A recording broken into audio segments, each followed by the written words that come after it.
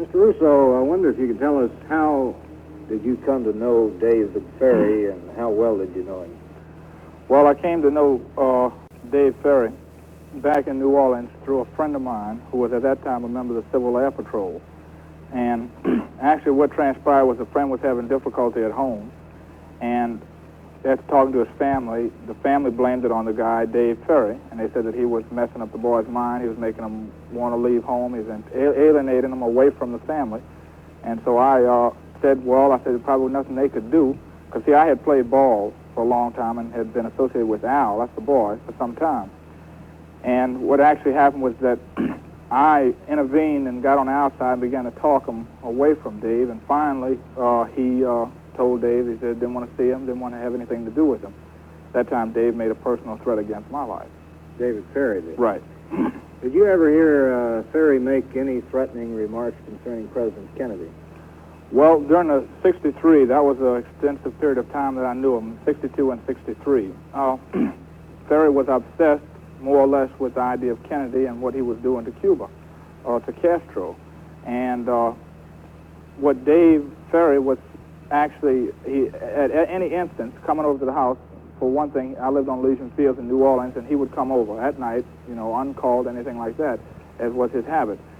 And we would talk, and generally speaking, I was a Republican. I was against Kennedy in general, for policies, and that was the opening door, and he would elaborate on the issue. And quite frequently, and this is especially during the summer, he talked in general terms, not specifically about Kennedy, though, about how easy it would be to assassinate a president of the United States because of the fact he was in public view so much and unprotected, more or less, and there were so many people, and the availability of exit, and the fact that he could drive a plane to get out of the country. And he used to just jokingly pose the question that if, he and I could do it, just in a joking way, he said it could be done. And that was all to the conversation during the summer.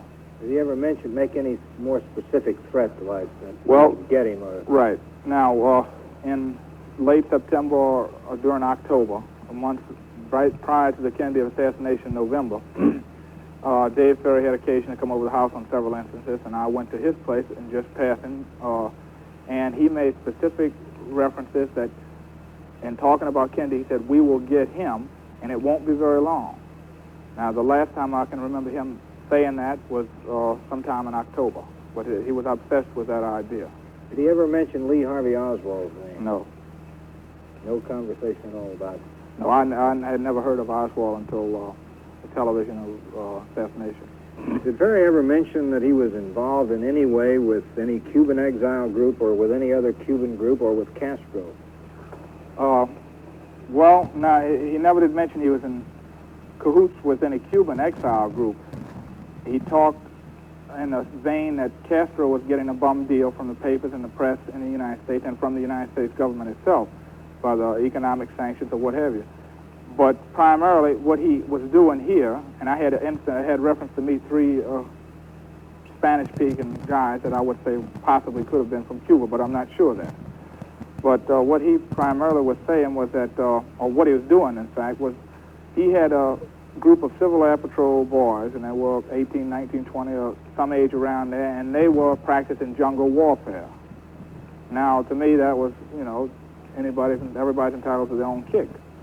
But he said that they were practicing, so later on in their life, the individual boys could help complete the liberation of the South American countries and make them freedom-loving and democracy and the rest of the terms he used. Was he the leader of this training group? He was the leader. Warfare? Right. Did he ever mention Castro specifically? Did he ever say that he had ever met him? No, the only thing reference he had to Castro was the fact that he said that Castro was not as bad as what we pictured him here in the United States, and he was a good thing in Cuba. He had changed the Cuban economy, and although they were in bad years now, that someday they would be in good years because he was necessarily a good leader, more or less.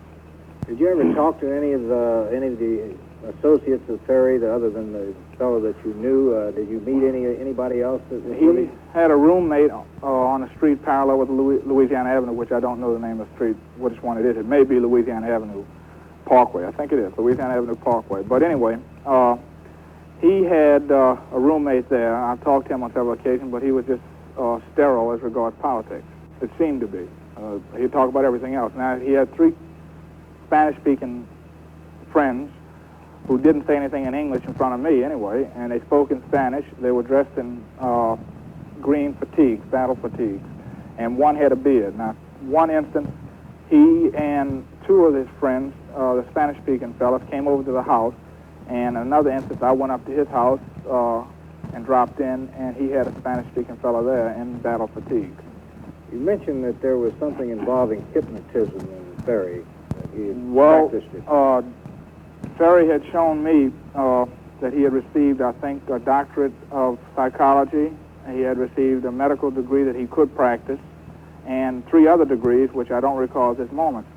And in his house, his first house that I met him in, which was out near the Kenner area or the Metairie area, he had surgery equipment, which is kept very clean and things like that. And I had occasion that he gave us demonstration in hypnosis at that time. Now, later on in talking to Al Landry told me that Ferry had used hypnosis on the members of the Civil Air Patrol when he was making sexual aggressions on them. Let me ask you another question. Have you contacted District Attorney Jim Garrison? Have you talked with him about this? No, I wrote the District Attorney Garrison a letter which was mailed Thursday. They should have gotten it Friday, and I expected a reply by Monday or Tuesday. You haven't heard from Garrison No. yet. Do you believe in your own mind that he might have had anything to do at all with the assassination in any way? Well, see, that I don't know, and it'd be just speculation. Dave Ferry had the ability, because of a keen mind and normal ability, say, in a sense of airplane driving. Now, whether or not he would have used that is another thing. Obviously, it's his level of approach to United States politics that he disagreed with Kennedy, and to a real obsessive point of view. Now, what he would have done because of that, I don't know.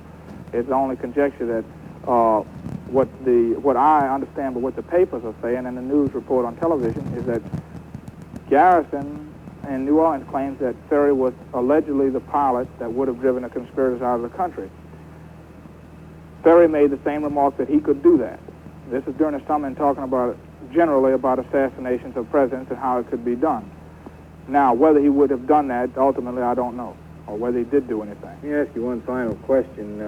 Why have you never said anything about this before? Didn't it strike you that it might have some connection? When the assassination, of course, caught me by surprise and caught everyone else, I would guess, when it finally was over and a Warren Commission was set up, and it tended to go and examine all of the details, and it made claims that it was going to do everything extensively.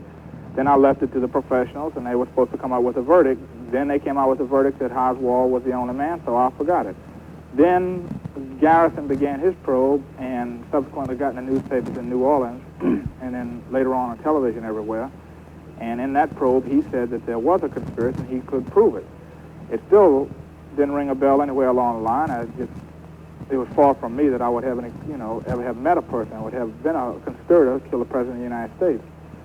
Thereafter, when Dave Ferry died, the name, I still doubted if it was the same guy. I just said it's just another Dave Ferry. But when I saw his picture in the paper, then I knew it was the same man, and I just as well say something to someone. And I wrote the district attorney the next day, and he should have gotten it Friday. And I saw the pictures this week. You haven't talked with any federal agents or anybody from the Warren Commission about it? No one's contacted me. Actually, the first time I made a remark about this was today, and to anyone in public, and was today, and I don't know what will come of it. I was just trying to explain in what reference I knew Dave Ferry. I know that, for instance, you brought up the fact of him with the Cuban exile group. I know for a fact that he continually transported back and forth between Cuba and the United States, United States and Mexico and South American countries. Now, for what reason, I don't know. I know he brought phonographic materials back.